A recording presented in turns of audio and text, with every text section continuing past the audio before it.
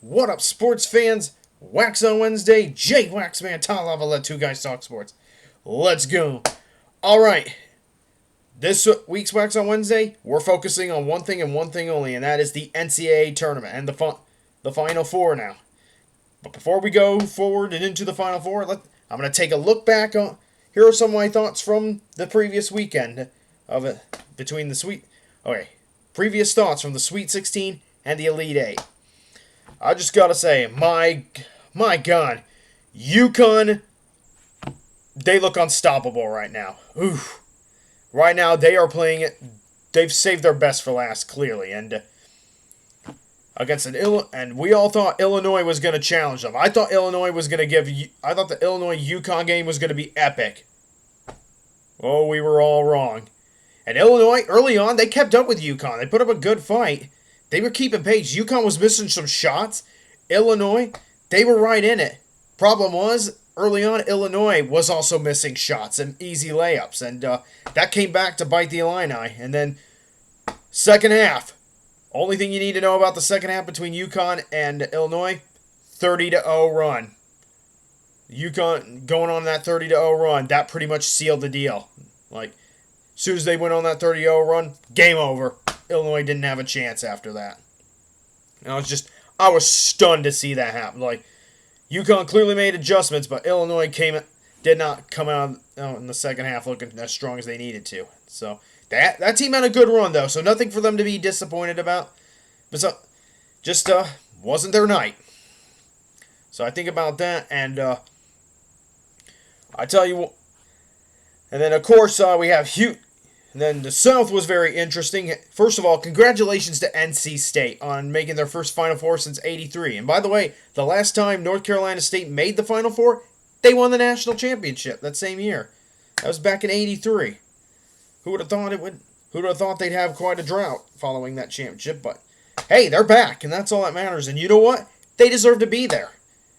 To think at one point they were I think 17-14 going into the ACC tournament, won all their games to get to steal a bid in the NCAA tournament, and now they've stolen a spot in the Final Four, but they deserve it, though.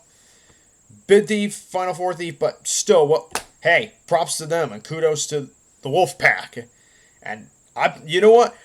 Okay, so I was a bit I'm not going to lie, I was probably drunk when I made my bracket, but I had a feeling the Wolfpack could make a run, and here they are. So, congrats to them. Although, who knows, it could have been a different story. Houston could have been there. But unfortunately, and you know what, I feel really bad for Kelvin Sampson in Houston. My heart really hurts for, I believe the guy's name is Jamal Sheed. One of Houston's best players, and he goes down with an ankle injury and doesn't return the game. That hurt Houston. And as soon as I saw that injury, I was like, Houston's done. That's it. You just can't have an injury like that. And that's just bad. But in reality, that's bad luck for Houston. So Duke moves on, and we get a great ACC rematch between Duke and the Wolfpack of NC State. And NC State punches their ticket into the Final Four. Still, though, I feel really bad for Jamal Sheed and Houston. You know, and being a Boilermaker fan, hey, Purdue's been there before with injuries. You know, we had... Back in 2010, that was a team that probably could have made a run and maybe won a national championship if Robbie Hummel doesn't have that injury versus Minnesota. That's just terrible luck. Some teams just get really unlucky. I've been on that. And of course, so that's my thoughts from the southern region. Of course, and then western region, Wild West. Holy cow. Congratulations to Alabama and Nate Oates. They deserve to be in the Final Four. Shot the lights out, went toe-to-toe with North Carolina, and beat them fair and square. And honestly, beat them by not only shooting the lights out, but improved defense as well. So, you know, I kind of had some thoughts about picking Alabama in the West, but I was like, okay, they can shoot the ball well, but defense, I don't know how they are defensively, and what if they go cold? You know, and honestly, they made me eat some crow there. So they're the ones that. So that's the only region I did. So I got 3 of the 4. Not to brag or anything. No big deal, okay? I mean, I'm usually pretty bad at making brackets, but this has been a good year for bracketology for a guy like me. But it's no big deal. It's just brag. But I was rooting for Clemson, admittedly, but Bama deserves to be in the Final Four, and as does Nate Oates. Great coach, and now first Final Four appearance for Alabama. Good for them. So, North Carolina. So 2 number 1 seeds did not make it out of the second weekend. North Carolina and Houston. North Carolina, they were in a really good dogfight with Alabama and just fell short. While Houston, I think Houston would have at the very least been in the Elite Eight had it not been for that injury. So it was a darn shame. Then the Midwest, I could go on about. So really a lot of great action all around, and of course Iowa State. I thought that was going to be the team that faced UConn instead of Illinois, but hey, Iowa State, great defense, but problems on offense doomed them, and that's why Illinois was able to make it to their first Elite Eight since 2005 when they went to the national championship that year. So there's that. And then the Midwest, of course, great battles all around there. Me and my dad went to the Sweet 16, and I am happy to say we had a great time. Got to watch Purdue defeat Gonzaga and advance to the Elite Eight. And of course, Tennessee proved to be just too tough for Creighton to hang around with. And I will say this. Props to Mark Few and the Gonzaga Bulldogs. I mean, great basketball team. This was a down year, actually, for Gonzaga. And yet, Mark Few had them as ready as they could be to play in the NCAA tournament. And 9 straight Sweet 16s. That's a huge deal. So, kudos to Mark Few and Gonzaga on a terrific season and another Sweet 16 run. So, a lot of great action all around. Of course, I mentioned UConn, NC State, and Alabama in the Final Four. Okay, no big deal. Not a big deal. No big surprise that UConn is back in the Final Four. They just look so good. NC State, a lot of people are surprised by.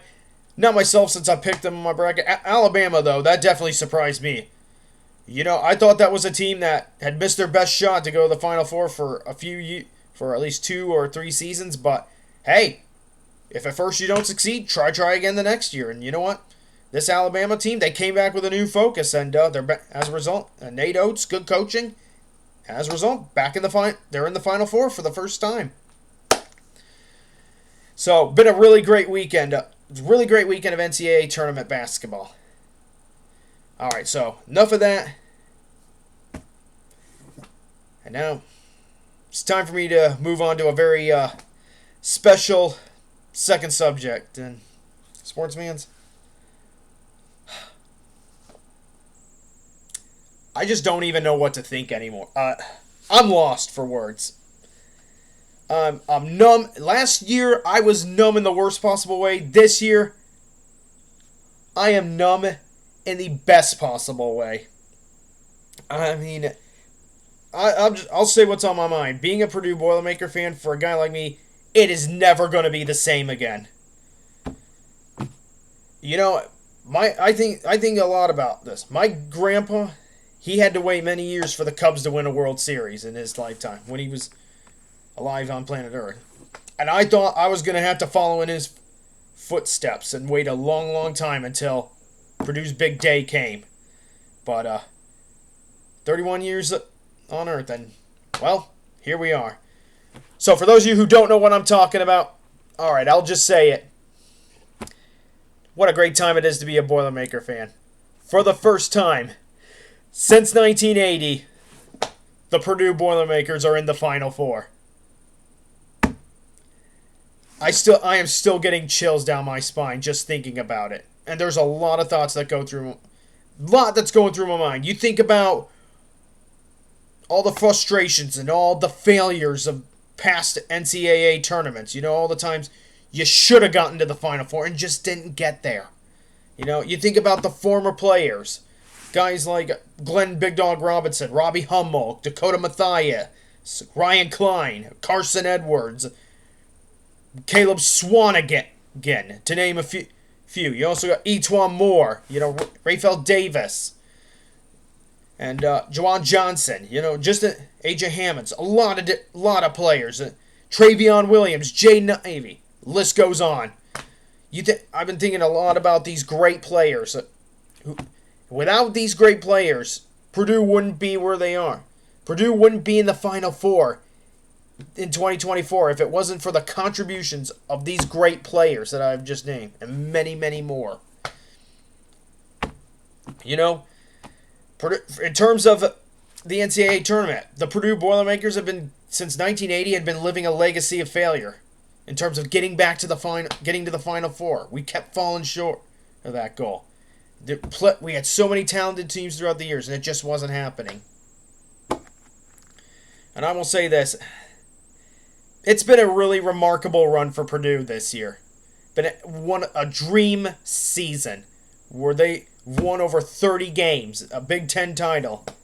And now they've worked their butts off all year, and now at long last, for the first time in 44 years, Purdue has another Final Four banner to hang at Mackey Arena.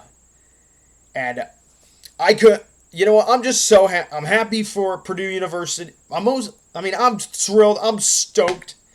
You know, I've been wanting to cry about it for a long.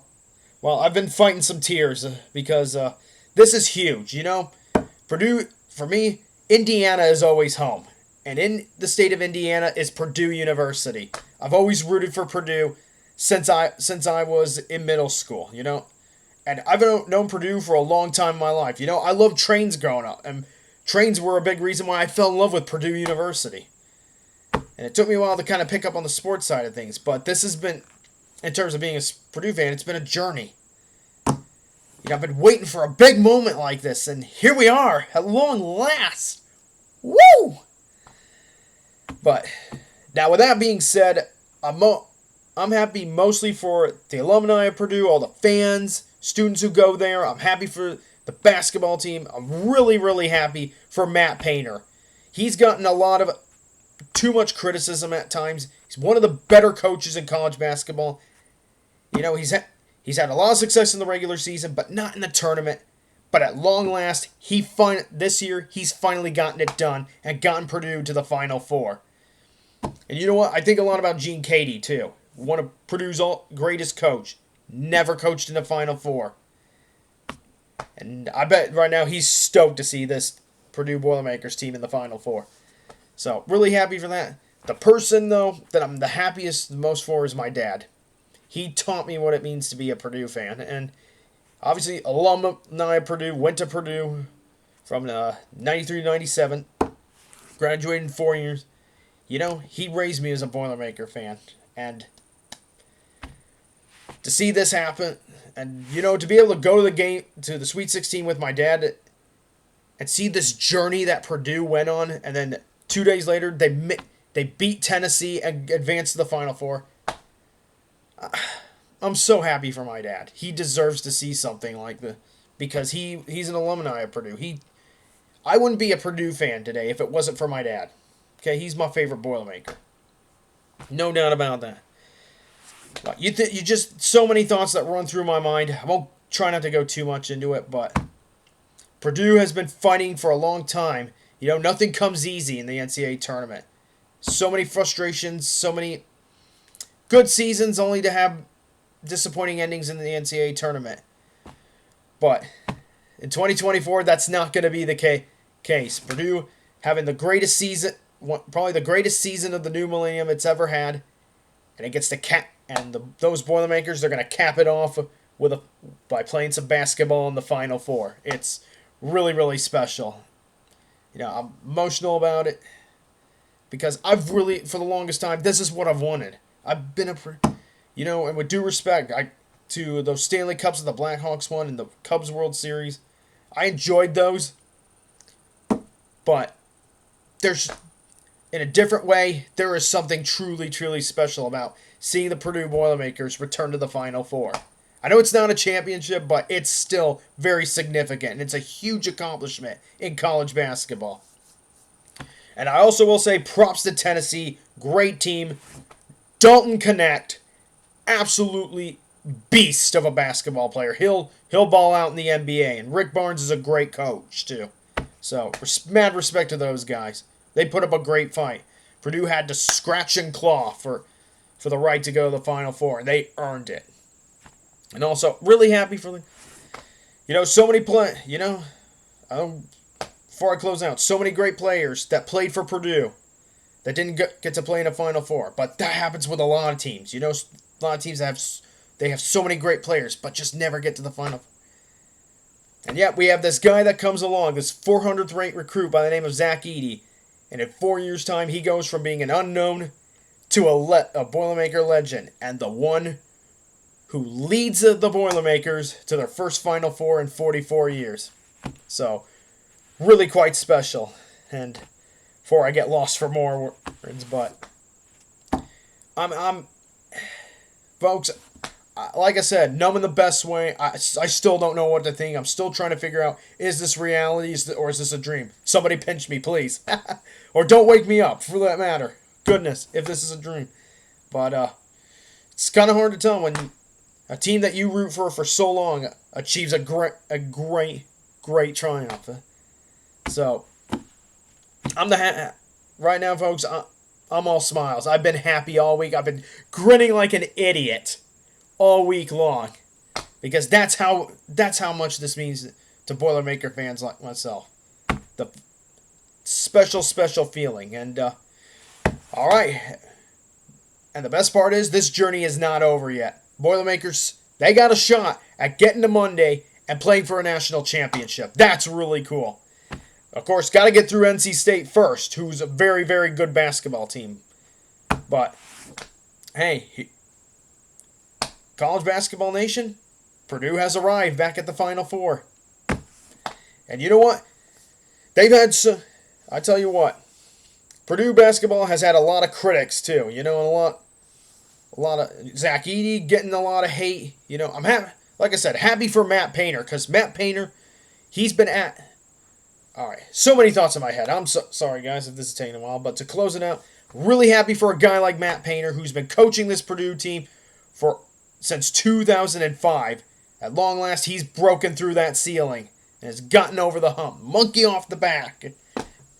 And really happy for Zach Edey, who has been battling doubters his entire life, and guys like Braden Smith, Lance Jones, Fletcher Lawyer, Trey Kaufman-Renn, Mason Gillis, Cam Heide, all those guys. Happy for this team. And you know what? I will say this. I do hope we win the national championship. I hope so. But if Purdue comes up short, hey, I'm not going to be hanging my head in shame. I'm going to be feeling very prideful, very proud of this Purdue team. Because, like I said, it was Final Four or bust for this Purdue Boilermaker team. And they made it to the Final Four this year. The ultimate goal, well, maybe not the ultimate goal, but the main goal on the season has been achieved for this team. And no matter what happens, I'm ready to enjoy the Final Four. I'm ready to have some fun this weekend. And Zach Edey said it best. Right now, no pressure, just basketball. Can't wait to watch the Purdue Boilermakers play in the Final Four this weekend. Wow. It's not... I know it's not a dream, it's real, but sometimes, right now, it's hard to tell. Because it feels so good right now. So, can't wait to watch this team. And on one final note, regardless of how Purdue's Final Four ends, I really cannot wait for one shining moment after the NCAA or the national championship on Monday. Cannot wait for that montage, that great traditional montage of one shining moment. Cannot wait to see it on Monday night. It's gonna be great. And got to see.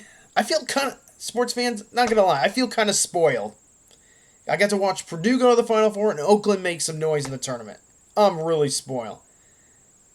But, man, me and Tyler Lavalette, we've got a lot to smile about and a lot to talk about next time we see each other. All right. Sorry I talked for so long. Okay, third and final subject. The Final Four itself. The matchups are set in stone. First one, NC State and Purdue. Both two teams ending long Final Four droughts of over 40 years, if I'm correct, too. So, crazy Crazy times. The world was a much different place the last time these two were in the Final Four. So, the battle I'm going to be very curious about is that battle between DJ Burns and Zach Edey. So both these two teams have big men. So you got Zach Edey, who's very tall, and you got DJ Burns, who's, in terms of, when we say big, he's not like tall, but he's burly. He's a big guy. But he's also but DJ Burns is a great case of don't judge a book by his cover. Don't be deceived by his appearance. This guy can hoop. He can play basketball.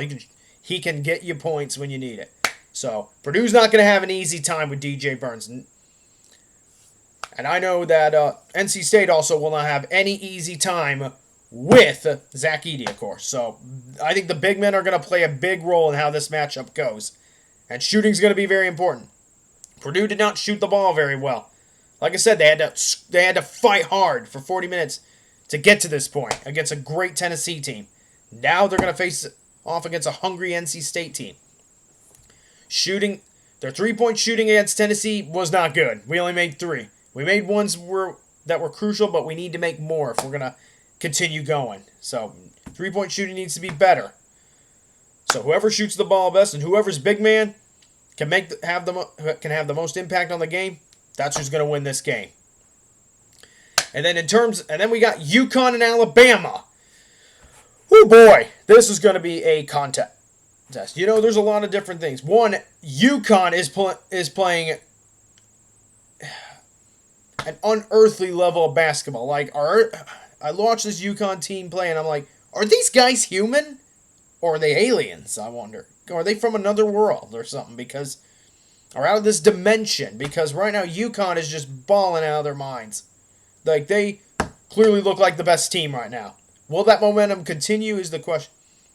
And how will they handle an Alabama team that is shooting lights out? You know, it takes great shooting to get far in the NCAA tournament, right? And Alabama has had that all NCAA tournament long. Of course, now Bama, I mean, they can shoot the ball. But question is, can they build enough momentum to keep up with UConn? Because UConn's going to go on runs. There's no question. So Alabama's got to figure out how to keep up with UConn. And what happens if you go stone cold for either team? Like if UConn goes stone cold, that opens the door for Alabama. But if Alabama goes stone cold from 3, that opens the door for UConn to just blow out Alabama. So that's one thing we're going to be watching out for. That's going to be a game of momentum. Who's going to have it at the right time? Because all tournament long, it's been UConn. In terms of UConn versus their opposition, it's been UConn that has had the momentum at the right times, and they just pull away. So, can Alabama figure out how to slow down UConn and keep pace with them? That's going to be key. And can they continue to shoot the ball well enough to stay with UConn? That's going to be the big key there. So, all right, so that's my preview for the Final Four. So if you want my predictions, I'm going to stick with, for Game 1, DJ Burns and the Wolfpack have had a great run, and they're a great basketball team, but I do think Zach Edey and Purdue are going to be just a bit too much for them. So I'm going to go with Purdue over NC State or North Carolina State. And then for the second game, you know what? I'll just get... Alabama's good, but UConn is just so hard to contend with. I'm going to go with UConn in that game. So for the national championship, it's UConn and Purdue. That's my prediction. And my gut tells me that this is UConn's championship to lose because they're not slowing down anytime soon. That's what my mind tells me. But my heart tells me this is the year Purdue breaks through and wins their first national championship. Now, with that being said, I'm going to stick with my bracket. I'm going to trust in this great bracket that I have made. One of my best brackets, because I'm not good at bracketology, but this year this has been one of the best brackets I've made. I predicted 3 of the Final Four, of course. Sorry. Wax, stop basking in your own glory. But with that, now, all that is junk and stuff aside, I'm sticking with my bracket, and I'm sticking with my pick for the national championship. I'm going to go with Purdue over UConn.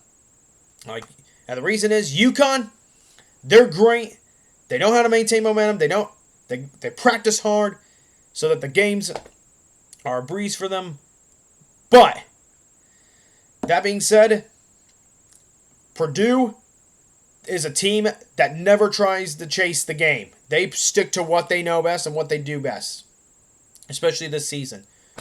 All of UConn's opponents have tried to play UConn's game and try to play catch-up by taking ridiculous shots. I think Purdue is smarter than... I think Purdue is a smart team, and if it comes to that UConn versus Purdue matchup, Purdue's going to stick with what they know best, and I've got a gut feeling that that's going to pay off for them, and that I also have a weird feeling that UConn is something weird's going to happen in the national championship, and Purdue's going to have a chance, and they're going to capitalize. So, sticking with Purdue over UConn to win the Natty. All right, sports fans, that on to this day in sports history. And on this day, this one is for you Michigan State fans. On this day, the 3rd of April in the new millennium, 2000, the 62nd NCAA Men's Basketball Championship, Michigan State beats Florida 89 to 67. The Spartans were the only top 4 seed to advance to the Final Four that season. And that would be the first title for the legend known as Tom Izzo. All right, sports fans, that's all I got for this week's Waxon Wednesday.